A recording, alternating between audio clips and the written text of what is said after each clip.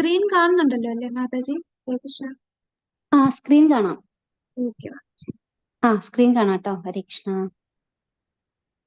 ഓമജ്ഞാനതിമിരാന്തസ്യ ജ്ഞാനാഞ്ജനശലാകയോ ചക്ഷുരുന്മേലിതമേന തസ്മൈ ശ്രീഗുരുവേ നമഃ. ശ്രീചൈതന്യമനോഭീഷ്ടം സ്ഥാപിതം യേന സ്വയം രൂപ കഥാ മഹ്യം ദാതി സ്വപദാം. വന്ദേഹം ശ്രീഗുരു ശ്രീയുതപദം ശ്രീകൃഷ്ണവാംശം ശ്രീരൂപം സാഗ്രജാതം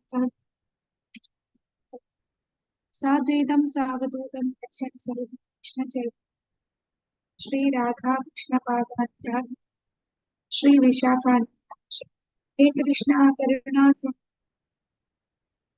गोपेशा गोपिका कांता राधा भक्त कांचन गौरांगी श्री राधे वृंदावनेश्वरी वृषभानु सुदे देवी स्वामी हरि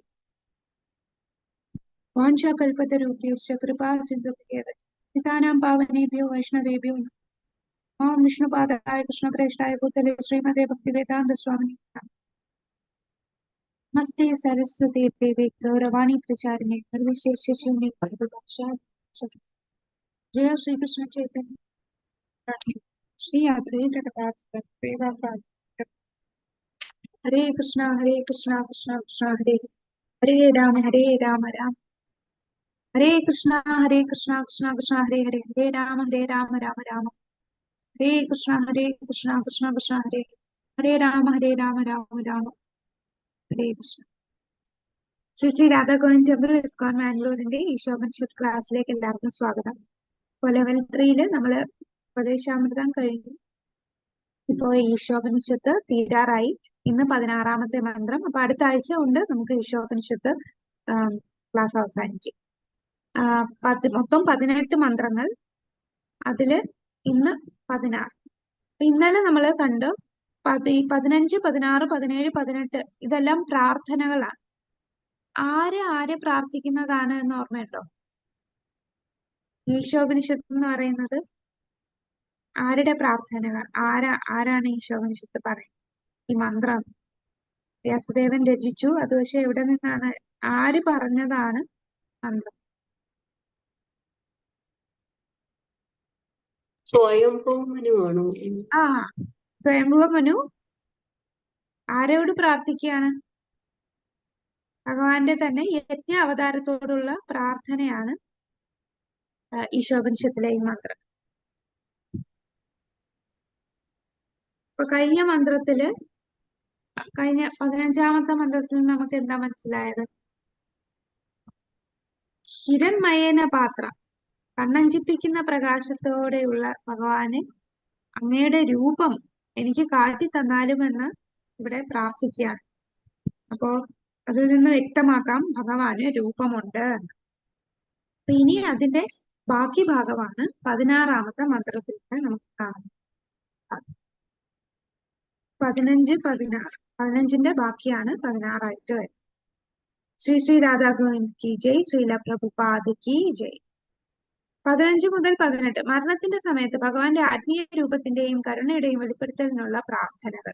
കൃഷ്ണന്റെ ഭൗതിക ശക്തികളുമായുള്ള ബന്ധത്തിൽ മനസ്സിലാക്കേണ്ടതിന്റെ ആവശ്യകത മന്ത്രം 12 മുതൽ 14 വരെ വിവരിച്ചു.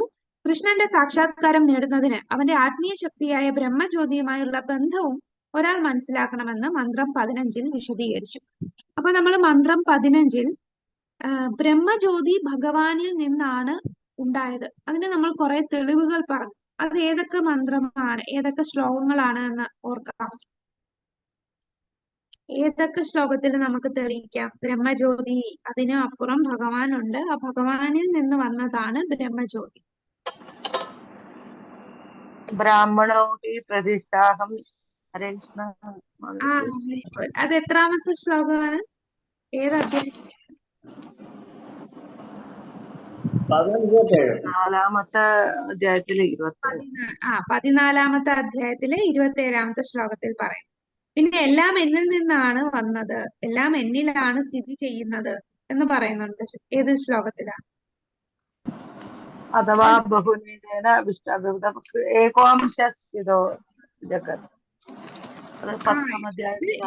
വെറും ഒരു ശകലം കൊണ്ടാണ് ഇതെല്ലാം ഞാൻ നിർമ്മിച്ചത് എന്ന് വിഭൂതി, ഭഗവാൻ വിഭൂതി പറഞ്ഞതിന് ശേഷം അർജുനൻ വീണ്ടും അതിന്റെ ഡീറ്റെയിൽസ് ചോദിക്കുമ്പോൾ അവർ പറയുന്നുണ്ട്, ഇതെല്ലാം അറിഞ്ഞിട്ട് എന്തിനാണ് അർജുന, ഈ കാണുന്നതെല്ലാം എന്റെ വെറും ഒരു ശകലം കൊണ്ട് നിർമ്മിച്ചതാണ്. അപ്പോ അത് 10ാമത്തെ അധ്യായത്തിലെ ശ്ലോകം പറയും. ഇനി വേറൊരു ശ്ലോകത്തിൽ പറയുന്നുണ്ട്, നൂലിന്മേൽ മുത്തുകൾ കോർത്തിണക്കിയ പോലെയാണ് എല്ലാം എന്നിലാണ് സ്ഥിതി ചെയ്യുന്നത്. സൂത്രേ മണിഗണ ഇവ അല്ലേ? സൂത്രേ മണികണയ മത്തപ്പരതരം നാന്യത്, അത് 7ാമത്തെ അധ്യായത്തിലെ 7ാമത്തെ ശ്ലോകത്തിൽ പറയും അല്ലെ. അപ്പൊ ഇങ്ങനെ പിന്നെ ബ്രഹ്മസംഹിതയിലെ ഒരു ശ്ലോകം നമ്മൾ കണ്ടു. അപ്പൊ അതിൽ നിന്ന് എന്തെല്ലാം വ്യക്തമാണ്, ബ്രഹ്മസംഹിതയിലെ ആ ശ്ലോകത്തിൽ വ്യക്തമായിട്ട് പറയുന്നുണ്ട് എന്താണ്, ഉറവിടം, ബ്രഹ്മജ്യോതിയുടെ ഉറവിടമായിട്ടുള്ള പരമദിവ്യോത്തമ പുരുഷൻ ആ ഗോവിന്ദൻ, ബ്രഹ്മജ്യോതിയുടെ ഉറവിടമായിട്ടുള്ള ആ ഗോവിന്ദനെ ഞങ്ങൾ പ്രണമിക്കുന്നു എന്ന് പറയുന്നുണ്ട്. അപ്പൊ അവിടെയും എല്ലാം തെളിവ് സഹിതം നമുക്ക് പ്രഭുപാദർ പറഞ്ഞു തരാണ്, ഈ ബ്രഹ്മജ്യോതി അല്ല, അതിനും അപ്പുറം ഭഗവാനുണ്ട്, ആ ഭഗവാനിൽ നിന്ന് വന്നതാണ് ബ്രഹ്മജ്യോതി എന്ന് നമ്മൾ കണ്ടു. അപ്പൊ ഇവിടെ 15ാമത്തെ മന്ത്രത്തില് കൃഷ്ണന്റെ സാക്ഷാത്കാരം നേടുന്നതിന് അവന്റെ ആത്മീയ ശക്തിയായ ബ്രഹ്മജ്യോതിയുമായുള്ള ബന്ധം ഒരാൾ മനസ്സിലാക്കണം എന്ന് വെളിപ്പെടുത്തി. പിന്നെ വിശദീകരിച്ചു. പിന്നെ ഭഗവാൻ തന്റെ ആത്മീയ രൂപം വെളിപ്പെടുത്താൻ മന്ത്രം 15 പ്രാർത്ഥിക്കുന്നു. ഈ ഹിരൺമയ പാത്രം, ആ വെളിച്ചത്തെ മാറ്റി അങ്ങയുടെ രൂപം കാണിച്ചു തരാനായിട്ട് പ്രാർത്ഥിക്കും. ഇനി അതിന്റെ ബാക്കിയാണ് 16ാമത്തെ മന്ത്രം. അപ്പൊ നമുക്ക് 16ാമത്തെ മന്ത്രത്തിലേക്ക് കടക്കാം. ൂഷന്നേകർഷയമസൂര്യ പ്രജാപത്യ വ്യൂഹരശ്മിൻ സമൂഹ തേജോ യത്തേ രൂപം കല്യാണതമം തത്തേ പശ്യാമി യോസാസൗ പുരുഷസോഹമസ്മി. ൂഷന്നേകർഷയമസൂര്യ പ്രജാപത്യ വ്യൂഹരശ്മിൻ സമൂഹ തേജോ യത്തേ രൂപം കല്യാണതമം തത്തേ പശ്യാമി യോസാസൗ പുരുഷസോഹമസ്മി. പ്രഭോ, ആദിദാർശനിക, പ്രപഞ്ചരക്ഷക, സർവനിയാമക തത്വമേ, ശുദ്ധഭക്തന്മാരുടെ ലക്ഷ്യസ്ഥാനമേ, മാനവരാശിയുടെ പൂർവ്വപിതാക്കളുടെ ശുഭകാംക്ഷി, അവിടുത്തെ ആനന്ദപൂർണമായ രൂപം എനിക്ക് ദർശിക്കുന്നതിന് വേണ്ടി അവിടുത്തെ അതീന്ദ്രിയ കിരണങ്ങളുടെ പ്രഭാപൂരത്തെ നീക്കിത്തന്നാലും സർവേശ്വരനായ അങ്ങയോട് എനിക്കുള്ള ബന്ധം സൂര്യനോടുള്ള ബന്ധം പോലെയാണ്. അപ്പൊ ഇവിടെയും കഴിഞ്ഞ 15ാമത്തെ മന്ത്രത്തിന്റെ തുടർച്ചയായിട്ടാണ് ഇവിടെയും പറയുന്നത്. അപ്പൊ 15ാമത്തെ മന്ത്രത്തിൽ എന്താണ് പറഞ്ഞത്, ആ ഹിരൺമയയുടെ പാത്രം മാറ്റി അങ്ങയുടെ രൂപം കാണിച്ചു തന്നാലും എന്ന് പറയും. അപ്പൊ ഇവിടെയും പറയുന്നത് അത് തന്നെയാണ്. ആ കിരണങ്ങൾ എന്താണ്, അതീന്ദ്രിയ കിരണങ്ങളുടെ പ്രഭാപൂരത്തെ നീക്കി, എന്താണ് ആ കിരണം എന്ന് ഉദ്ദേശിക്കുന്നത്, ബ്രഹ്മജ്യോതി. ആ ബ്രഹ്മജ്യോതിയിലെ പ്രകാശം നീക്കി അങ്ങയോട് എനിക്കുള്ള ബന്ധം നീക്കി തന്നാലും അങ്ങയും ഞാനും തമ്മിലുള്ള ബന്ധം സൂര്യനോടുള്ള ബന്ധം പോലെയാണ് പറയും. പിന്നെ അദ്ദേഹത്തെ പല രീതിയിൽ സംബോധന ചെയ്യുന്നു. ആദിദാർശനിക,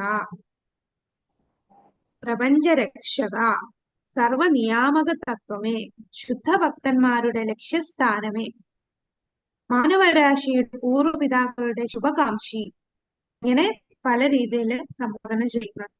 അപ്പൊ ഇവിടെ ഈ മന്ത്രത്തില് ഒരു വാക്ക്, ഈ ഒരു വാക്കാണ് നമ്മുടെ മായാവാദികൾ ഏറ്റവും കൂടുതൽ, വ്യക്തിഗതവാദികൾ കയറി ഇഷ്ടപ്പെട്ട ഒരു വാക്കുണ്ട് ഇതിനകത്ത്. ഇതേതാന്നറിയാം? ലാസ്റ്റ് പുരുഷ സോഹ അസ്മി, സോ അഹം അസ്മി. അഹം അസ്മി എന്ന വാക്ക് കേൾക്കുമ്പോ എന്താ തോന്നുക? ഞാനും നീയാകുന്നു. അഹം അസ്മി, ഞാനും നീയാകുന്നു. ഞാനും ബ്രഹ്മം, നീയും ബ്രഹ്മം, ഞാനും ബ്രഹ്മമാകുന്നു, ഞാനും ഈശ്വരനായി മാറും.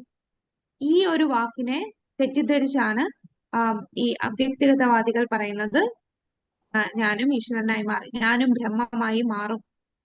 അപ്പൊ ഇവിടെയാണ് ശരിക്കും എന്താണ് ഈ വാക്കിന്റെ അർത്ഥമെന്ന് പ്രഭുപാദർ നമുക്ക് പറഞ്ഞു തന്നത്.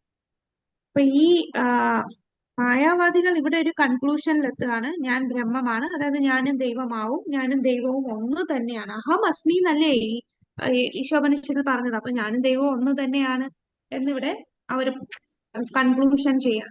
അപ്പൊ എന്തുകൊണ്ടാണ് ഇങ്ങനെ കൺക്ലൂഷൻ ചെയ്യുന്നത്? കാരണം ഈ സംസ്കൃത വാക്ക് വെച്ച് നോക്കുമ്പോൾ ശരിയാണ്, ഞാൻ നീ ആണ് എന്ന് തന്നെയാണ് ആ വാക്കിന്റെ അർത്ഥം.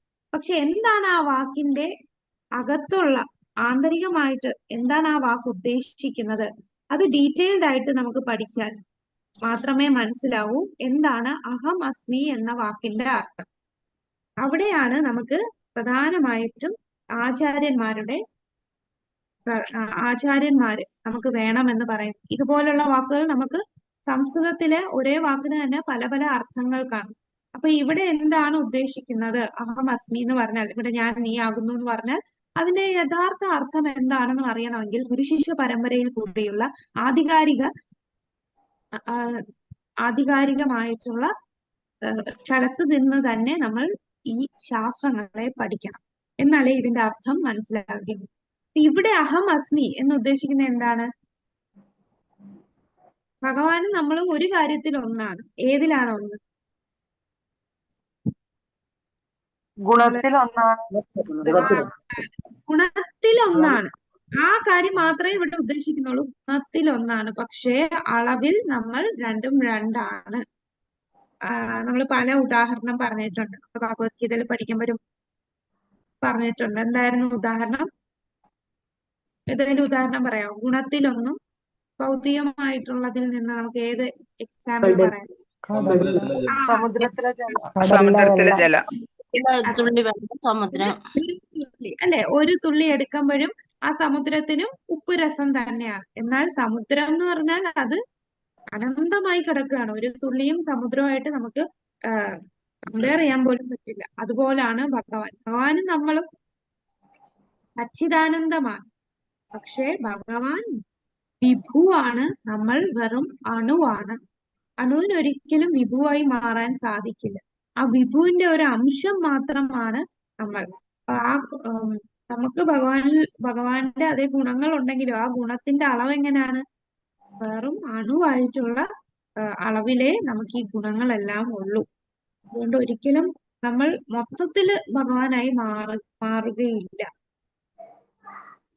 അപ്പൊ ഈ നമ്മുടെ ഉള്ളിലിരിക്കുന്ന രണ്ടുപേരുണ്ട്. ആരൊക്കെയാണ് രണ്ടുപേര്? നമ്മളും പിന്നെ നമ്മുടെ തൊട്ടടുത്ത് ഭഗവാൻ പരമാത്മാവായിട്ടും സ്ഥിതി ചെയ്യുന്നു. അപ്പൊ ആ പരമാത്മാവും ആത്മാവും ഒരിക്കലും ഗുണത്തിൽ ഒന്നാണ്, പക്ഷെ അളവിൽ ഒരിക്കലും ഒന്നാവുകയില്ല.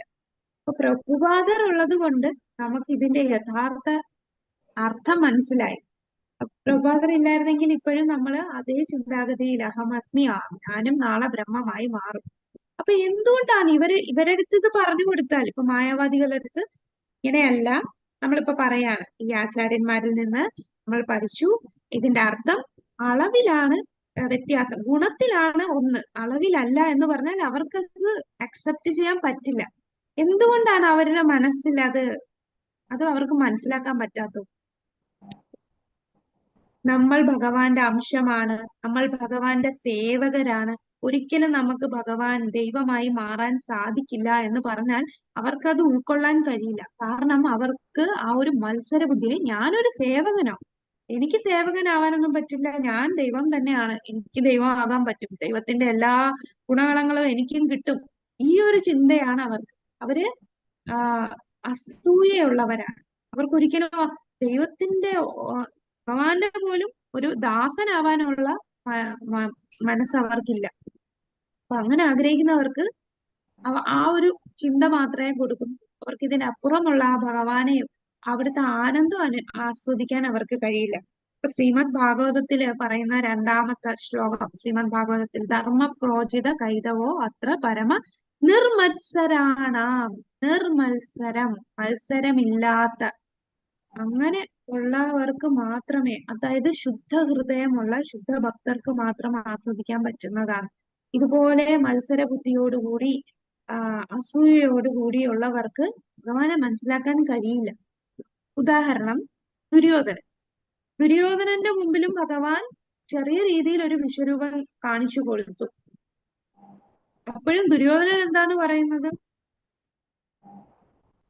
ദുര്യോധനൻ അത് കണ്ടിട്ട് ഭഗവാന് ശരണം പ്രാപിച്ചോ അർജുനനെ പോലെ? ഇല്ല, അവിടെയും ദുര്യോധനൻ ആ ഒരു അസൂയ ഭാവമാണ്, അസൂയയാണ്. അപ്പം ഈ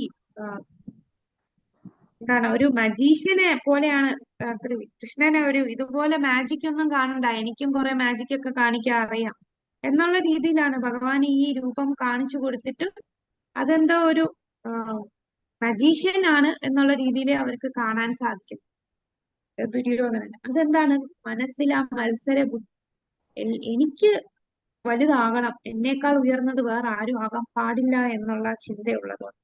കൂടാതെ ഭഗവത്ഗീത ഭഗവാൻ കൃഷ്ണൻ അർജുനനോട് പറഞ്ഞു കൊടുക്കാനുള്ള ഒരു കാരണം ഭഗവാൻ പറയുന്നുണ്ട്. 4-ാമത്തെ അധ്യായത്തിൽ പറയുന്നുണ്ട്, നീ എന്റെ സുഹൃത്തുമാണ്, കൂടാതെ നിനക്ക് എന്നോട് അസൂയ ഇല്ലാത്തത് കൊണ്ടാ ഞാൻ ഈ ജ്ഞാനം നിനക്ക് പറഞ്ഞു തരാം.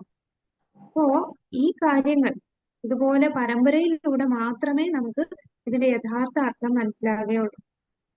കൂടാതെ ഭഗവത്ഗീതയുടെ ഇൻട്രൊഡക്ഷനിൽ പ്രഭുപാദര് പറയുന്നുണ്ട്, ഈ ഭഗവത്ഗീതയുടെ സന്ദേശം അത് ഭക്തന്മാർക്കുള്ളതാണ്,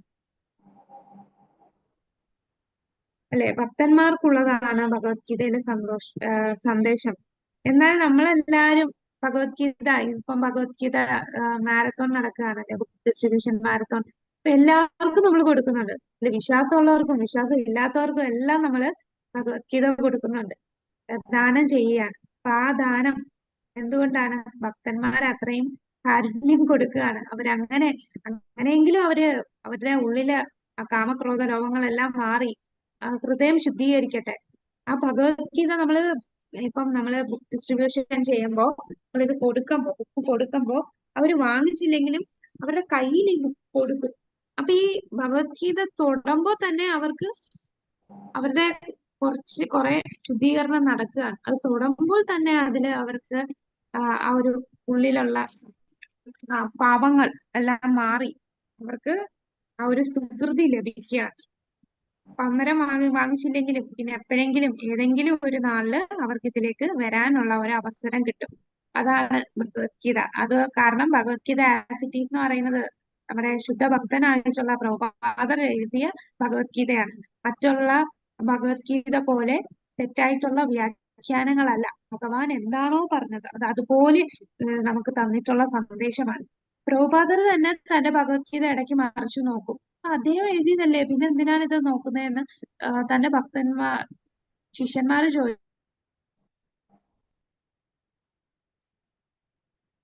ചോദിച്ചപ്പോ പ്രഭുപാദര് പറഞ്ഞു, അത് ഞാൻ എഴുതിയതല്ല, ഭഗവാൻ. ഇത് ശരിക്കും ഭഗവാൻ തന്നെ ആ ശക്തി ആവേശം കൊടുത്ത് നമ്മുടെ പ്രഭുപാദരാൽ രചിക്കപ്പെട്ടതാണ് ഈ ഭഗവത്ഗീത. ഹരേ കൃഷ്ണ. ഭഗവാൻ ആദിമ തത്വചിന്തകനായി. പൂഷൻ എന്ന വാക്കിന്റെ അർത്ഥമാണ് ഇനി ഇവിടെ വിവരിക്കുന്നത്. പൂഷൻ എന്ന് പറഞ്ഞാൽ എന്താ? പൂഷൻ പ്രപഞ്ചത്തിന്റെ പരിപാലകൻ, അവ്യക്തിപരമല്ല. പ്രപഞ്ചത്തിനെ പരിപാലിക്കുന്ന വ്യക്തിയാണ് പൂഷൻ. പ്രപഞ്ചത്തിന്റെ പരിപാലകനാണ് പൂഷൻ. ഇതിനകത്ത് നമ്മുടെ ഈ മന്ത്രത്തിൽ ഇവിടെ പറയുന്നുണ്ട് പൂഷൻ.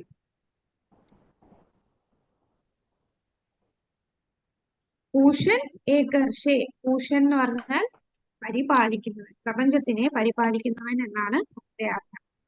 പ്രപഞ്ചത്തിനെ പരിപാലിക്കുന്ന അവ്യക്തമായിട്ടാണോ പരിപാലിക്കുന്നത്? അല്ല, വ്യക്തിയായിട്ടാണ്, അവ്യക്തിപരമല്ല. ഭഗവാൻ എല്ലാ ജീവികളെയും പരിപാലിക്കുന്നുണ്ടെങ്കിലും അവൻ തന്റെ ഭക്തരെയും അഭ്യുദയകാംക്ഷികളെയും പ്രത്യേകം പരിപാലിക്കുന്നു. ഭഗവാൻ ഭക്തരെ പരിധിയില്ലാത്ത കരുണയാൽ വീക്ഷിക്കുന്നു. അപ്പൊ എല്ലാരും ഭഗവാന്റെ മക്കള് തന്നെയാണ്.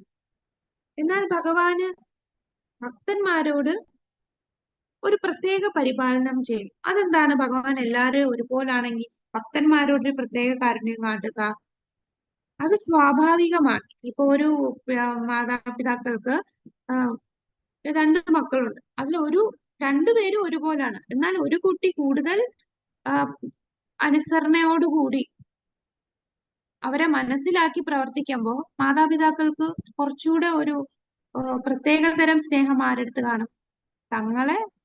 തങ്ങളെ മനസ്സിലാക്കി പ്രവർത്തിക്കുന്ന ആ കുട്ടിയോടൊരു പ്രത്യേക സ്നേഹം കാണും. എന്ന് പറഞ്ഞ് മറ്റേ കുട്ടിയെ ഉപേക്ഷിക്കുവോ? ഇല്ല, ആ കുട്ടിക്ക് വേണ്ടുന്നതെല്ലാം കൊടുക്കുകയും ചെയ്യും.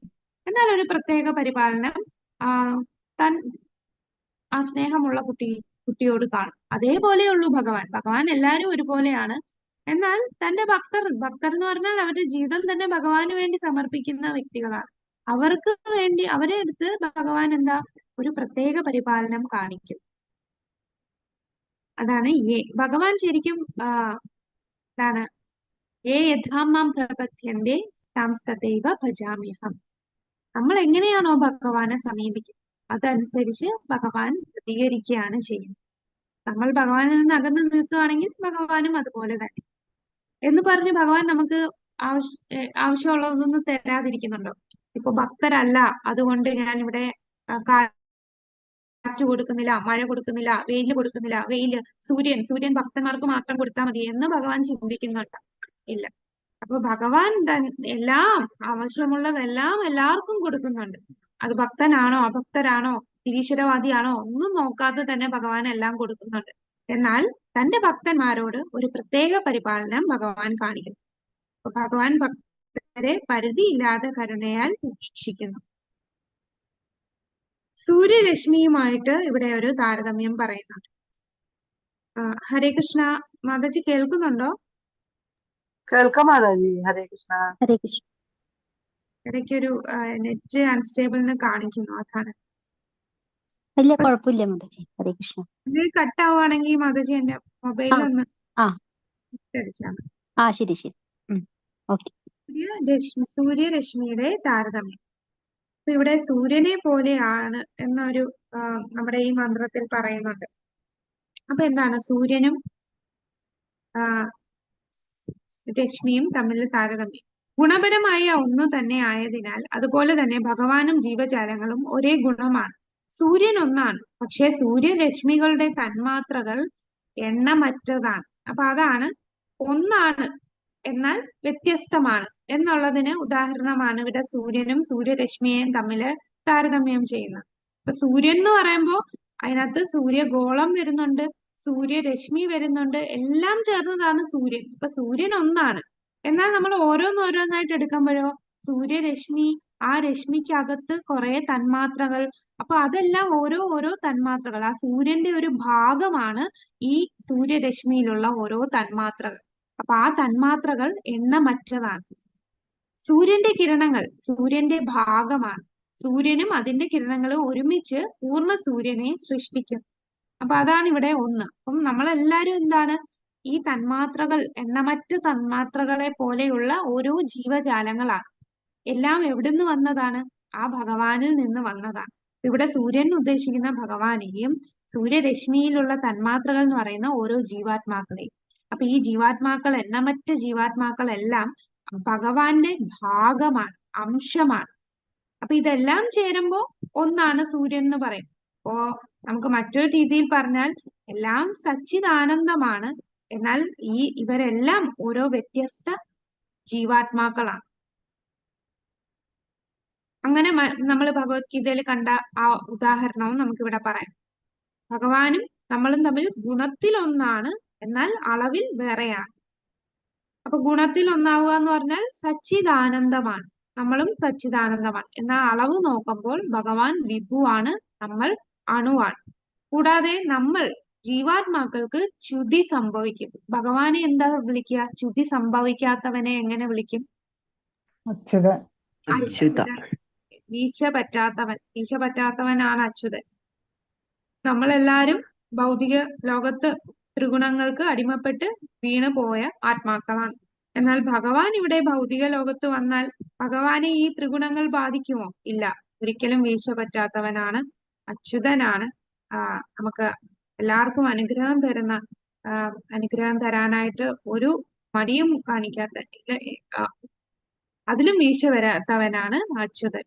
അപ്പൊ ആ അച്യുതനും നമ്മൾ ച്യുതി പറ്റുന്നവരും രണ്ടുപേരും രണ്ട് തന്നെയാണ്, എന്നാൽ ഗുണത്തിൽ ഒന്നാണ്.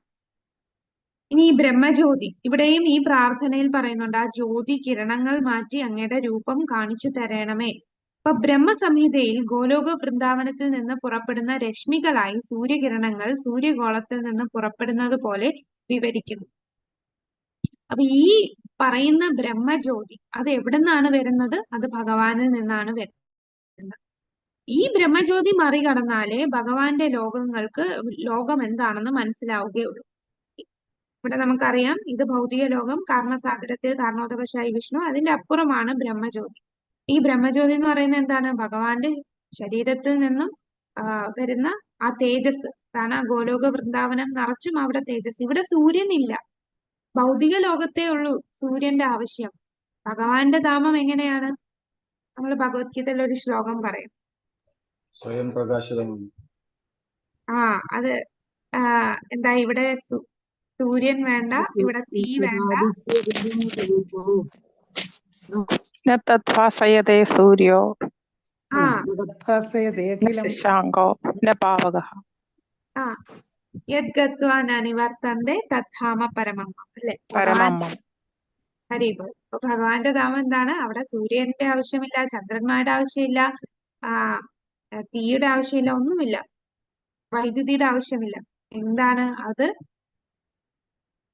ശശാങ്കുപാവക യദ്ഗത്വ. അങ്ങനെയുള്ള, കാരണം അവിടെ എല്ലാം ഭഗവാന്റെ ശരീരത്തിൽ നിന്നുള്ള ആ പ്രകാശമുണ്ട്. പിന്നെന്തിനാണ് സൂര്യചന്ദ്രന്മാരുടെ ആവശ്യം? അപ്പൊ ഭഗവാനുള്ള സ്ഥലമാണ്, ഭഗവാൻ സദാ സമയം ലീലകൾ ആടുന്ന സ്ഥലമാണ് ഭഗവാന്റെ ധാമം. അപ്പൊ അങ്ങനെയുള്ള സ്ഥലത്ത് പോയാൽ യദ്ഗത്വാ ന നിവർത്തന്തേ തദ്ധാമ പരമം മമ. ഭഗവാന്റെ ധാമത്തിൽ എത്തിക്കഴിഞ്ഞാൽ പിന്നെ നമുക്ക് തിരിച്ച് ഇവിടെ വരേണ്ടി വരില്ല, തിരിച്ച് ഭൗതിക ലോകത്ത് പോകേണ്ടി വരില്ല. അപ്പൊ അതാണ് ഭഗവാന്റെ ലോകത്തിന്റെ വിവരങ്ങൾ അറിയണമെങ്കിൽ നമുക്ക് ബ്രഹ്മജ്യോതിയുടെ അപ്പുറം കടന്നാലേ അറിയുകയുള്ളൂ. വ്യക്തിത്വമില്ലാത്ത തത്വചിന്തകർ മിന്നുന്ന ബ്രഹ്മജ്യോതിയാൽ അന്ധരാണ്. അവർക്ക് ലോകമോ അവന്റെ അതീന്ദ്രിയ രൂപമോ തിരിച്ചറിയാൻ കഴിയില്ല. അപ്പൊ ഇവിടെ സ്റ്റക്കായി നിൽക്കുകയാണ് അവ്യക്തിഗതവാദികൾ. ഇതിനപ്പുറമുള്ള കാര്യം അവർക്ക് അറിയില്ല. അവർ ഈ ഒരു എന്താ, വ്യക്തിഗതവാദികൾ, തത്വചിന്തകർ ഈ ജ്യോതിയാൽ അന്ധരായി ഇരിക്കുകയാണ്. ആ ജ്യോതിക്കപ്പുറം അവർക്ക്, നമുക്കിപ്പോ സൂര്യന്റെ രശ്മിയില് സൂര്യനെ നമുക്ക് കാണാൻ പറ്റുമോ? സൂര്യകിരണം അടിക്കുമ്പോ തന്നെ നമ്മളെ കണ്ണ് ചിമ്മിപ്പോവും. പിന്നെ അപ്പുറം നമുക്ക് ഒന്നും ഇല്ല എന്ന് ചിന്തിക്കും. ഇത്രേ ഉള്ളൂ സൂര്യൻ എന്ന് കരുതും. അതുപോലാണ് അവര്. ഈ ജ്യോതിക്കപ്പുറം ഒന്നുമില്ല, കാരണം അവരെ കണ്ണ് ചിമ്മിയിരിക്കുകയാണ്. അവിടെ കൊണ്ട് അവർ അന്ധരാണ്. അവർക്ക് അങ്ങോട്ട് ചിന്തിക്കാനും കഴിയണില്ല. അവിടെ സ്റ്റക്കായി കിടക്കുന്ന ആൾക്കാരാണ് തത്വചിന്തകരും വ്യക്തിഗതവാദികളും. എന്നാൽ ഇതിന്റെ അപ്പുറമുള്ള ലോകമൊക്കെ നമുക്ക് എങ്ങനെ മനസ്സിലാക്കാം? നമ്മൾ ഭൗതികമായിട്ടുള്ള ആൾക്കാരാണ്. ഈ ഭൗതികതയിൽ നിന്ന് അപ്പുറം ബ്രഹ്മജ്യോതി ഉണ്ട്, അതിന്റെ അപ്പുറം ഭഗവാന്റെ ധാമം ഉണ്ട്. ഇതൊന്നും നമ്മുടെ ഇന്ദ്രിയങ്ങൾ കൊണ്ട് നമുക്ക് കാണാനോ കേൾക്കാനോ ഒന്നും പറ്റില്ല. അപ്പൊ എങ്ങനെ മനസ്സിലാക്കാം ഇങ്ങനെ ലോകം ഉണ്ടെന്നൊക്കെ? എന്തിലൂടെയാണ് നമ്മൾ മനസ്സിലാക്കേണ്ടത്? ഒരു ശിഷ്യപരമ്പരയില് അതാണ് നമ്മൾ ശാസ്ത്രങ്ങളിൽ കൂടെ മനസ്സിലാക്കണം. ആ ശാസ്ത്രങ്ങൾ മനസ്സിലാക്കണമെങ്കിൽ ഒരു ആചാര്യനിൽ കൂടെ ആ ശാസ്ത്രത്തിൽ എന്താണ് പറഞ്ഞത് എന്ന് മനസ്സിലാക്കണം. അപ്പൊ അതാണ്, നമുക്ക് ശാസ്ത്രത്തിലൂടെ ഇതൊക്കെ മനസ്സിലാക്കാൻ പറ്റും. അല്ലാതെ നമുക്ക് എക്സ്പീരിയൻസ് ചെയ്യാൻ, ഈ ഭൗതികബദ്ധരായിട്ടുള്ള ജീവാത്മാക്കൾക്ക് എക്സ്പീരിയൻസ് ചെയ്യാൻ പറ്റില്ല. അപ്പൊ കാരണം നമ്മളെ വികലമായ ഇന്ദ്രിയങ്ങളാണ്. നമുക്ക് 4 അപൂർണതകളുണ്ട്. അപ്പൊ അങ്ങനെയുള്ള നമുക്ക് നമ്മുടെ ഇന്ദ്രിയങ്ങൾ കൊണ്ട് മനസ്സിലാക്കുന്നതല്ല ഭഗവാന്റെ ഈ ലോകത്തിനപ്പുറമുള്ള ലോകങ്ങൾ. അത് ശാസ്ത്രത്തിലൂടെയും ആചാര്യന്മാരുടെ ഗുരു ശിഷ്യ പരമ്പരയിലൂടെയുള്ള ആധികാരികമായ ആചാര്യന്മാരിൽ നിന്നും ആധികാരികമായ ശാസ്ത്രത്തിലൂടെയും വേണം നമ്മളിത് മനസ്സിലാക്കാൻ. ആ ശാസ്ത്രത്തിലുള്ള കാര്യങ്ങളാണ് ഇതിൽ പറഞ്ഞത്. ബ്രഹ്മജ്യോതിയുടെ അപ്പുറമാണ് ഭഗവാൻ വസിക്കുന്നത്. അത് എങ്ങനെയാണ് എന്നെല്ലാം നമുക്ക് ശ്രീമദ് ഭാഗവതത്തിൽ പറയുന്നുണ്ട്. അതനുസരിച്ച് നമുക്ക് ഗോലോക ചാർട്ട് വരെ നമുക്ക് പ്രഭുപാദർ അദ്ദേഹത്തിന്റെ ശിഷ്യന്മാരെ കൊണ്ട് നിർമ്മിച്ചതാണ്. ഈ ചാർട്ട് ഉള്ളതുകൊണ്ട് നമുക്കത് ക്ലിയർ ആവുന്നു, അല്ലെ? അല്ലെങ്കിൽ നമുക്ക് ഇതൊന്നും നമുക്ക് ഉൾക്കൊള്ളാൻ സാധിക്കില്ല. ഫുൾ കൺഫ്യൂഷൻ ആയിരിക്കും. ഇതൊക്കെ വായിക്കുമ്പോൾ നമുക്ക് മനസ്സിലാക്കാൻ സാധിക്കില്ല. പരമാത്മാവാണ് നിയന്ത്രകൻ. ഇപ്പൊ പൂസൻ എന്ന് പറയുന്ന ആരാണ്? എല്ലാത്തിനെയും നിയന്ത്രിക്കുന്നവൻ. അപ്പൊ പരമാത്മാവാണ് നിയന്ത്രകൻ. ആത്മാവ് നിയന്ത്രിക്കപ്പെടുന്നു. അതിനാൽ അവ വ്യത്യസ്ത വിഭാഗങ്ങളിലാണ്. ആത്മാവുമായി പൂർണ്ണമായി സഹകരിക്കുന്നു. അതിനാൽ ജീവജാലങ്ങളുടെ നിരന്തര സഹായാത്രികൻ എന്നറിയപ്പെടുന്നു. അപ്പൊ പരമാത്മാവും ആത്മാവും ഒന്നാണോ? അല്ല, 2 തന്നെയാണ്. ഈ പരമാത്മാവാണ് എല്ലാത്തിനെയും നിയന്ത്രിക്കുന്നത്. നമുക്കൊരിക്കലും നിയന്ത്രിക്കാൻ സാധിക്കില്ല. അപ്പം പരമാത്മാവ് എന്താണ് ചെയ്യുന്നത്? നമ്മൾ ആത്മാവിന്റെ ആഗ്രഹങ്ങളെല്ലാം ഓക്കെ, നിന്റെ ഇഷ്ടം പോലെ നടക്കട്ടെ എന്ന് പറഞ്ഞ് എല്ലാം സാങ്ഷൻ കൊടുക്കുകയാണ്, എല്ലാം അനുവദിച്ചു കൊടുക്കുന്നു. അങ്ങനെ പൂർണ്ണമായി സഹകരിക്കുകയാണ് പരമാത്മാവ്. അപ്പൊ നമ്മുടെ ആഗ്രഹമൊക്കെ നടക്കുന്നതെന്ന് പറഞ്ഞാൽ അത് പരമാത്മാവ് സാധിച്ചു തന്നത്, സമ്മതിച്ചത് കൊണ്ട് മാത്രമാണ് നമുക്ക് എല്ലാ കാര്യങ്ങളും. ഈ ആഗ്രഹങ്ങളെല്ലാം നടന്നു പോകുന്നത്. ഏത് ജന്മം എടുത്താലും നമ്മളൊരു പുഴുവിന്റെ ശരീരത്താണെങ്കിലും ഒരു പൂച്ചയുടെ ആണെങ്കിലും മനുഷ്യന്റെ ആണെങ്കിലും ഏത് മരമാണെങ്കിലും കൂടെ വരും.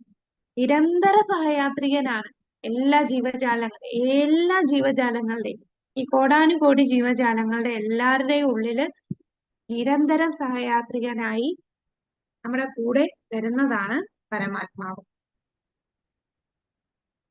അജ്ഞതയുടെ എല്ലാ അന്ധകാരവും അകറ്റിക്കൊണ്ട് അവരുടെ ഹൃദയത്തിൽ ആവശ്യമായ അറിവ് നൽകി ഭഗവാൻ ഭക്തരെ എപ്പോഴും സഹായിക്കുന്നു. തത്വചിന്തകരും യോഗികളും സ്വന്തം ശക്തിയെ ആശ്രയിക്കുന്നു. അപ്പൊ ഇവിടെ ഭഗവാൻ എല്ലാത്തിനെയും നിയന്ത്രിക്കുന്നു. ഭഗവാനാണ് എല്ലാത്തിനെയും പരിപാലിക്കുന്നത്. അപ്പൊ ഇങ്ങനെ നമ്മുടെ കൂടെ നിരന്തര സഹയാത്രികനായിട്ടിരിക്കുകയാണ്. എന്നാൽ ഒരു അവസരത്തിൽ ഈ ഭക്തന്മാരുടെ കാരുണ്യം കൊണ്ട് നമ്മൾ തിരിഞ്ഞു നോക്കാൻ തുടങ്ങും. നമ്മളുടെ തൊട്ടടുത്ത് ഇത്രയും ജന്മജന്മാന്തരങ്ങളായി നമ്മുടെ കൂടെ വന്ന ഈ പരമാത്മാവിനെ നമ്മളൊന്ന് തിരിഞ്ഞു നോക്കും. അപ്പൊ തിരിഞ്ഞു നോക്കുമ്പോ നമുക്ക് മനസ്സിലാവും, ഞാൻ എന്താണ് ഇത്രയും നാളും കാണിച്ചത്? ഇങ്ങനെ ആയിരുന്നില്ലല്ലോ, ഞാൻ ഇത്രയും നാളും ഇങ്ങനെയാണോ ജീവിച്ചത്? നമുക്കിപ്പോ ഒന്ന് തോന്നില്ലേ? ഇപ്പൊ തന്നെ നമുക്ക് കുറച്ച് കുറ്റബോധം തോന്നി. ഇത്രയും നാളും ഞാൻ വേസ്റ്റ് ആക്കിയല്ലോ എന്റെ ജീവിതം. എന്തൊക്കെ ചിന്തിച്ചാണ് നമ്മളെ ഇത്രയും നാളും കളഞ്ഞു കുടിച്ചത്. അപ്പൊ നമ്മളിപ്പോ ആത്മാർത്ഥമായിട്ട് ഭക്തിയുത സേവനം ചെയ്യാൻ തുടങ്ങി. അങ്ങനെ ഭക്തിയുത സേവനം ചെയ്യാൻ തുടങ്ങുമ്പോ ഭഗവാൻ എന്താണ് ചെയ്യുന്നത്? നമ്മുടെ ഉള്ളിലെ അന്ധകാരം അകറ്റി നമ്മുടെ ഹൃദയത്തിൽ അറിവ് ഭഗവാൻ തന്നെ നൽകും. അത് ഏത് ശ്ലോകമാണ്? എന്നെ പ്രേമപൂർവ്വം ഭക്തിയിൽ എന്നെ പ്രേമപൂർവ്വം ആരാധിക്കുന്ന വ്യക്തിക്ക് എന്നെ സമീപിക്കാനുള്ള ബുദ്ധിശക്തി ഞാൻ അവന് നൽകും. അത് ഏത് ശ്ലോകമാണ്?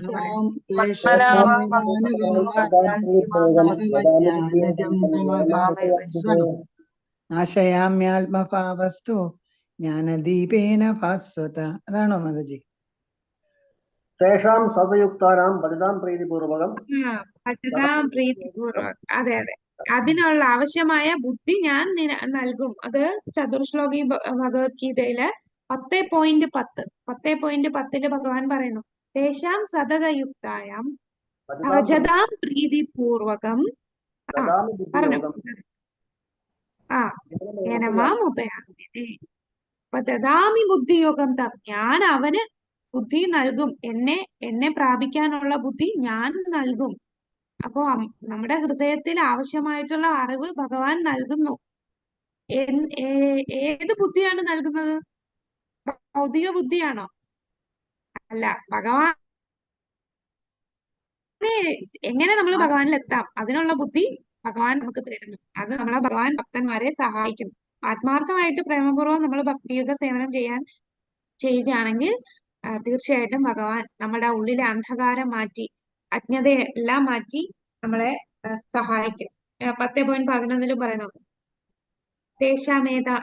ഏതാനുകമ്പാർത്ഥ മഹമജ്ഞാനജംതമ. അപ്പം ഞാൻ തന്നെ ഉള്ളിലെ അന്ധകാരത്തെ മാറ്റി അജ്ഞതയുടെ വെളിച്ചം പകരുന്നു എന്ന് ഭഗവാൻ പറയുന്നു. അപ്പൊ ഇത് ഭക്തന്മാരെ ഭഗവാൻ സഹായിക്കും. ജ്ഞാനദീപമേന്തി നമ്മളുടെ ഉള്ളിലെ അന്ധകാരം, ഹൃദയത്തിലെ അന്ധകാരം മാറ്റി ഭഗവാനെ മനസ്സിലാക്കാനുള്ള ബുദ്ധി തരും. പക്ഷേ അപ്പൊ അതിന്റെ അർത്ഥം എന്താണ്? ഭക്തന്മാരെ ഭഗവാൻ സഹായിക്കും. പക്ഷെ തത്വചിന്തകർ, ജ്ഞാനികൾ, യോഗികൾ ഇവരെയൊക്കെയോ അവരൊക്കെ സ്വന്തം ശക്തി ആശ്രയിക്കണം. അങ്ങനെയുള്ളവരെ ഭഗവാൻ സഹായിക്കില്ല. കാരണം അവർക്കൊരിക്കലും ഭഗവാനോട് പ്രേമമില്ല. അവരൊക്കെ ഓരോ ലക്ഷ്യത്തിന് വേണ്ടിയാണ് മുന്നോട്ട് പോകുന്നത്. ഇപ്പൊ ഭൗതികവാദികളാണെങ്കിൽ അവർക്ക് ഞാൻ ആഗ്രഹിക്കുന്ന ഫലം കിട്ടണം. യോഗികളും ജ്ഞാനികളും ഒക്കെ പറയുമ്പോ അവർക്ക് ഇവിടെ നിന്ന് മുക്തി ലഭിക്കണം. വ്യക്തിഗത ഭാവത്തിലേ അവരും പോകുന്നുള്ളൂ.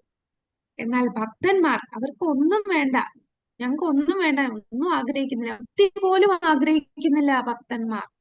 ഈ ഭൗതിക ലോകത്ത് കിടന്നോട്ടെ, സാരയില്ല, എനിക്ക് ഭഗവാൻ ഏത് സമയം സേവിച്ചാൽ മാത്രം മതി. അതാണ് ഉയർന്ന ഭക്തന്മാർ. അവർക്ക് ഭഗവാന്റെ ധാമത്തിൽ പോണമെന്ന് പോലും അവർ പറയുന്നില്ല.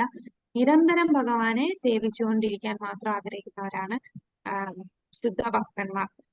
അപ്പോ അങ്ങനെയുള്ളവരെ ഭഗവാൻ സഹായിക്കും. അവരുടെ ഉള്ളില് അവർക്ക് ഭഗവാന്റെ അടുത്ത് വരാനുള്ള നിരന്തരം ഭഗവാന്റെ സാമീപ്യം കിട്ടാനായിട്ട് വേണ്ടുന്ന ബുദ്ധിശക്തി ഭഗവാൻ അവർക്ക് കൊടുക്കും. എന്നാൽ മറ്റുള്ളവർക്ക് അത് ലഭിക്കുകയില്ല. ശുദ്ധഭക്തരെന്ന നിലയിൽ തികഞ്ഞവരല്ലാത്തവർക്ക്, അതായത് പരമാത്മാവിനെയോ ബ്രഹ്മത്തെയോ തിരിച്ചറിഞ്ഞവർക്ക് തികഞ്ഞ ഭക്തരുടെ പ്രവർത്തനങ്ങളെ അഭിനന്ദിക്കാൻ കഴിയില്ല. അപ്പൊ ഇതില് ഈ പറയുന്ന കാര്യങ്ങളൊക്കെ ഇപ്പോ ബ്രഹ്മത്തെയോ പരമാത്മാവിനെയോ സാക്ഷാത്കരിക്കാൻ ശ്രമിക്കുന്ന ആൾക്കാർക്ക് ഇതൊന്നും അവർക്ക് അഭിനന്ദിക്കാൻ സാധിക്കില്ല. കാരണം അവരൊന്നും ആ ലെവലിൽ എത്തിയില്ല. ഭഗവാനെ ഇങ്ങനെ ഒന്നും വേണ്ട, ഞങ്ങൾക്ക് സേവിച്ചാൽ മാത്രം മതി, ദാസനെ പോലെ ഇരിക്കുക എന്നൊക്കെ പറഞ്ഞാൽ അവർക്കത് അക്സെപ്റ്റ് ചെയ്യാൻ പറ്റില്ല. അവരെ സംബന്ധിച്ച് എന്താണ്, ആ ബ്രഹ്മത്തിൽ ലയിച്ച് എനിക്കും ഈശ്വരനാകണം എന്ന് ചിന്തിക്കുന്ന ഒരു മായാവാദി ഫിലോസഫി ഉള്ളവരാണ്. അപ്പൊ അവർക്കൊരു ദാസനെ പോലെ ഇരിക്കുക എന്നൊക്കെ പറഞ്ഞാൽ അവർക്കത് അക്സെപ്റ്റ് ചെയ്യാൻ പറ്റില്ല. അപ്പൊ ഈ കാര്യങ്ങൾ ഭക്തന്മാർക്ക് മാത്രമേ ഈ ഭഗവാനെ പരമാത്മാവായിട്ടുള്ള നിൽക്കുന്ന നമ്മുടെ ആ ഭഗവാനെ സേവകനാണ് എന്നുള്ള കാര്യം സ്വീകരിക്കാനുള്ള മനസ്സുണ്ടാവുകയുള്ളൂ. ഈ പരമാത്മാവ് നമ്മുടെ ആഗ്രഹം അനുസരിച്ച് നമുക്ക് അതിനെ സഹായിക്കും. അപ്പൊ നമ്മളുടെ ജ്യേഷ്ഠ ഗുരുവാണല്ലേ, നമ്മുടെ ആദ്യത്തെ ഗുരു അത് പരമാത്മാവാണ്. നമ്മൾ ഈ ഒരു പാതയിൽ ആത്മാർത്ഥമായിട്ട് നമ്മൾ ആഗ്രഹിക്കുന്നെങ്കിൽ നമ്മളുടെ ഉള്ളിലെ ഇന്റൻഷൻ അത് ഭഗവാൻ കാണുന്നുണ്ട്. വേറെ ആർക്കും അറിയില്ലെങ്കിലും ഇപ്പം ഭൗതികമായിട്ടുള്ള രീതിയിലാണെങ്കിൽ നമ്മൾ നല്ല ഉദ്ദേശത്തോടു കൂടി ഒരാളെ സഹായിച്ചതായിരിക്കും. പക്ഷെ ആ സഹായിച്ചപ്പോ അത് എന്തോ ഒരു പ്രശ്നമായി പോയി. ആ ആള് എപ്പോ കണ്ടാലും നമ്മളെ പഴിക്കും. നീ അതത് അന്ന് ചെയ്തത് കൊണ്ടല്ലേ ഇന്ന് ഇങ്ങനെ സംഭവിച്ചത്, നീയല്ലേ അന്ന് എൻ്റെ അടുത്ത് ഇങ്ങനെ ചെയ്യാൻ പറഞ്ഞത്, അതുകൊണ്ടല്ലേ എനിക്ക് ഇങ്ങനെ പറ്റിയത് എന്ന് പറയും. പക്ഷെ ഭഗവാൻ അങ്ങനെ കാണില്ല. അത് ആ ചെയ്യുന്ന പ്രവൃത്തി പാളിപ്പോയാലും നമ്മളുടെ ഇന്റൻഷൻ, നമ്മളത് നല്ല ഉദ്ദേശത്തോടു കൂടി നല്ല കാര്യത്തിന് വേണ്ടിയാണ് നമ്മളത് ചെയ്തതെന്നുള്ളത് അത് ഭഗവാൻ കാണും. അതാണ് പരമാത്മാവ് നമ്മളുടെ ഉള്ളിലുള്ള ആഗ്രഹങ്ങളും നമ്മളെ ചിന്തകളും സ്വപ്നത്തിൽ പോലും നമുക്ക് വരുന്നത് എല്ലാം നിരന്തരം വീക്ഷിച്ചുകൊണ്ടിരിക്കുകയാണ് പരമാത്മാവ്. അപ്പൊ പരമാത്മാവിന് നമ്മളുടെ എന്താണ് ഉള്ളിലുള്ളതെന്ന് നമ്മളെക്കാൾ കൂടുതൽ പരമാത്മാവിനെ അറിയാം. അപ്പൊ നമ്മൾ ആത്മാർത്ഥമായിട്ട് ഭഗവാനെ അടുത്ത് എത്താനായിട്ട് ആഗ്രഹിക്കുന്നുണ്ടെങ്കിൽ തീർച്ചയായിട്ടും എന്താണ്, ആ പരമാത്മാവ് നമ്മളെ സഹായിക്കും. നമ്മളെ അതിലേക്ക് കൊണ്ടുപോകാനായിട്ട് പരമാത്മാവ് നമ്മളെ ഗൈഡ് ചെയ്യും. നമ്മളെ അതിനുള്ള ഒരു ഉത്തമ ഉദാഹരണമാണ് നാരദമുനി. നാരദമുനിക്ക് എന്താ സംഭവിച്ചത്? നാരദമുനി കഴിഞ്ഞ ജന്മം ഒരു ശൂദ്ര സ്ത്രീയുടെ മകനായിരുന്നു. അപ്പൊ അമ്മ മാത്രമേ ഉണ്ടായിരുന്നുള്ളൂ. എന്നാൽ അദ്ദേഹത്തിന് ഭക്തി വേദാന്ത ആയിട്ടുള്ള ഭക്തന്മാരുമായിട്ടുള്ള സഹവാസം ലഭിച്ചു. അതിനുശേഷം അദ്ദേഹം അമ്മയും മോനുമായിട്ട് കഴിഞ്ഞുകൊണ്ടിരുന്നപ്പോ അമ്മ മരിച്ചുപോയി. സാധാരണ ഒരു കുട്ടിക്ക് അത് താങ്ങാനാവില്ല, കാരണം ആരുമില്ല, അച്ഛനില്ല, മറ്റു ബന്ധുക്കളില്ല, അമ്മ മാത്രമേ ഉണ്ടായിരുന്നുള്ളൂ. അമ്മ മരിച്ചുപോയി. അപ്പൊ ആ കുട്ടിക്ക് ശരിക്കും ഭഗവാനിലോട്ട് എത്താനുള്ള ഒരു വഴിയായിരുന്നു അത് നാരദ ആ കുട്ടിക്ക് മനസ്സിലായി. അങ്ങനെ എല്ലാം ഇത് എന്നെ ഭഗവാനിലോട്ട് അടുപ്പിക്കാനുള്ള ഒരു അവസരമാണ് എന്ന് കണ്ട് അങ്ങനെ പോയി തപസ് ചെയ്യും. അപ്പോഴും ആ ജന്മം കാണാൻ പറ്റിയില്ല അല്ലെ. ഭഗവാന്റെ ഒരു നിമിഷം ഭഗവാന്റെ രൂപം കണ്ടതേ ഉള്ളൂ. പിന്നെ എത്ര ശ്രമിച്ചിട്ടും കാണാൻ പറ്റുന്നില്ല. അപ്പോഴാണ് അശരീരി വരുമ്പോ ഭഗവാൻ തന്നെ പറയുന്നുണ്ട്, നിനക്ക് ഈ ജന്മം ഇനി എന്നെ കാണാൻ സാധിക്കില്ല, എന്നാൽ അടുത്ത ജന്മത്തിൽ നീ എപ്പോഴും എന്റെ ഭക്തനായിരിക്കും. അങ്ങനെ അടുത്ത കൽപ്പമായപ്പോൾ ഒരു മിന്നൽ പോലെ ആ കൽപ്പമായപ്പോഴത്തേക്കും അദ്ദേഹം ആരായി മാറി? നാരദനായി തിരിച്ച് ഭഗവാന്റെ അടുത്ത് വന്നു. അപ്പൊ നമ്മളെ ഭഗവാന്റെ അടുത്ത് വരാനായിട്ട് ഭഗവാൻ തന്നെ നമുക്ക് ഒരു പാത കാണിച്ചു തരും. അപ്പൊ അതിനുള്ള ഒരു പാതയാണ് നമ്മളിപ്പോ ഈ ഒരു പ്ലാറ്റ്ഫോമിൽ നിൽക്കുന്നത്. നമ്മളിപ്പം നമ്മുടെ ആ ഒരു യാത്രയുടെ ആ ഒരു ജേർണി സ്റ്റാർട്ട് ചെയ്തിരിക്കുകയല്ലേ. നമ്മുടെ ആ യാത്ര ആരംഭിച്ചിരിക്കുകയാണ്. ആരംഭത്തിൽ നമ്മൾ നിൽക്കുകയാണ്. അപ്പൊ എങ്ങോട്ട് പോകണം, എവിടേട്ടാണ്, ഇനി അടുത്തത് എന്ത്, ഇതെല്ലാം ഗൈഡ് ചെയ്യാനായിട്ട് നമുക്ക് ഇസ്കോൺ ബാംഗ്ലൂരിൽ എല്ലാം തരുന്നുണ്ട്. ഇപ്പൊ ഇനിഷ്യേഷൻ ചെയ്യാനായിട്ടും വിദ്വാശ്രയം എടുക്കാനായിട്ടും അതിന്റെ ക്ലാസ്സും എല്ലാം നമുക്ക് തരുന്നുണ്ട്. നമ്മളെ കറക്റ്റ് ആയിട്ട് സിസ്റ്റമാറ്റിക് ആയിട്ട് നമ്മളെ ഭഗവാന്റെ ആ സേവനത്തിലേക്ക് കൊണ്ടുപോകാനായിട്ട് ഭഗവാൻ തന്നെയാണ് നമ്മളെ ഇന്നിവിടെ കൊണ്ടെത്തിച്ചത്. ഹരേ കൃഷ്ണ. അപ്പൊ ഇനി നമുക്ക് ഇതിനകത്ത് ഭഗവാൻ എന്ന വാക്കിന് പല ജീവഗോസ്വാമി ഭഗവാൻ എന്ന ആ വാക്കിന് പലതായിട്ട് ഭ ഗ വാൻ ഈ ഓരോ അക്ഷരത്തിനും അർത്ഥം പറയുന്നുണ്ട്. ജീവ ഗോസ്വാമിയാണ് ഇതിനെ എക്സ്പ്ലെയിൻ ചെയ്തിരിക്കുന്നത്. ഭ എന്നാൽ പൂർണ്ണമായി പരിപാലിക്കുന്നവൻ അല്ലെങ്കിൽ രക്ഷാധികാരി. ഗ വഴികാട്ടി, നേതാവ്, സൃഷ്ടാവ്. വാൻ എല്ലാ ജീവജാലങ്ങളിലും അവനിൽ വസിക്കുന്നുവെന്നും അവൻ എല്ലാ ജീവജാലങ്ങളിലും ജീവിക്കുന്നുവെന്നും അക്ഷരം സൂചിപ്പിക്കുന്നു. അതാണ് ഭഗവാൻ. എല്ലാ കാരണങ്ങൾക്കും കാരണം ഭഗവാനാണ്. അവന് കാരണമായത് ഒന്നുമില്ലാത്തതിനാൽ അവനാണ് യഥാർത്ഥ കാരണം, സർവകാരണ കാരണം. ഭ എന്നാൽ എന്താണ്? പൂർണ്ണമായി പരിപാലിക്കുന്നവൻ അല്ലെങ്കിൽ രക്ഷാധികാരി. നമ്മളെ വഴികാട്ടി, സൃഷ്ടാവ് നമ്മളെ വഴികാട്ടി തരുന്നു. വാൻ എല്ലാ ജീവജാലങ്ങളും അവനിൽ വസിക്കുന്നുവെന്നും അവൻ എല്ലാ ജീവജാലങ്ങൾക്കും ജീവിക്കുന്നുവെന്നും അക്ഷരം സൂചിപ്പിക്കുന്നു. അപ്പൊ നമ്മളെല്ലാം ഭഗവാനിൽ വസിക്കുന്നു, എന്നാൽ നമ്മളെല്ലാവരുടെ ഉള്ളിലും ഭഗവാൻ ജീവിക്കും, ഭഗവാൻ പരമാത്മാവായിട്ടിരിക്കും. ഇതെല്ലാം സൂചിപ്പിക്കുന്നതാണ് വാൻ. ഭഗവാൻ ഈ ഒരു എക്സ്പ്ലനേഷൻ നമുക്ക് തന്നത് ജീവ ഗോസ്വാമിയാണ് ഭഗവാൻ എന്ന വാക്കിന്. ഹരേ കൃഷ്ണ. അപ്പൊ ഇതാണ് നമ്മുടെ ഈ ഒരു മന്ത്രം. അപ്പൊ ഈ മന്ത്രത്തിലും എന്താണ് പറയുന്നത്? ആ ബ്രഹ്മജ്യോതി മാറ്റി അങ്ങയുടെ രൂപം കാണിച്ചു തരണം എന്ന് തന്നെയാണ് ഇദ്ദേഹം ആ ഒരു പ്രാർത്ഥനയിലൂടെ പറയുന്നത്. ഭഗവാന്റെ രൂപമുണ്ട്, ഭഗവാനാണ് എല്ലാത്തിന്റെയും നിയന്താവ്, അദ്ദേഹത്തിനുപരിയായി ആരുമില്ല, എല്ലാത്തിനെയും പരിപാലിക്കുന്നത് ഭഗവാനാണ്. നമ്മളെ എല്ലാം വഴികാട്ടി തരുന്നത് ഭഗവാനാണ്. അദ്ദേഹം എല്ലാ കാരണങ്ങൾക്കും കാരണഭൂതനാണ്. അവന് കാരണമായത് ഒന്നുമില്ലെന്നതിനാൽ അവനാണ് യഥാർത്ഥ കാരണം. ഹരേ കൃഷ്ണ. കൂടാതെ ഇവിടെ മറ്റൊരു പ്രധാനപ്പെട്ട കാര്യം, അഹം അസ്മി, അതിന്റെ അർത്ഥം എന്താണ്? ജീവാത്മാവും ഭഗവാനും ഒന്ന് തന്നെയാണോ? അല്ല, ഗുണത്തിലൊന്നാണ്, പക്ഷെ അളവിൽ വ്യത്യസ്തമാണ്. ഭഗവാനാണ് എല്ലാത്തിനെയും പരിപാലിക്കുന്നത്. അപ്പൊ ഭഗവാൻ കൂടുതൽ കാരുണ്യം, കൂടുതൽ പ്രത്യേക പരിപാലനം ആർക്കാണ് കൊടുക്കുക?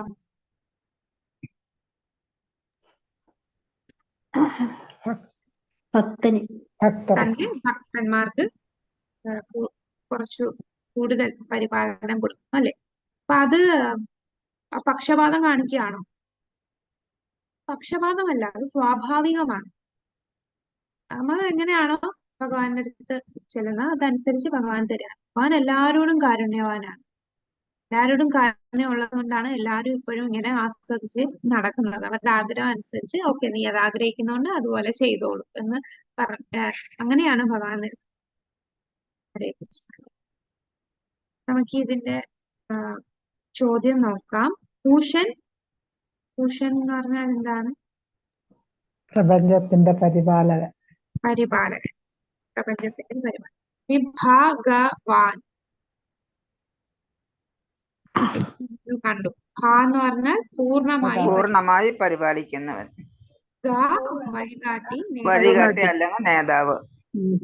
സൃഷ്ടാവ് എല്ലാ ജീവജാലങ്ങളിലും അവനിൽ വസിക്കുന്നുവെന്നും അവൻ എല്ലാ ജീവജാലങ്ങളിലും ജീവിക്കുന്നുവെന്നും അക്ഷരം സൂചിപ്പിക്കും.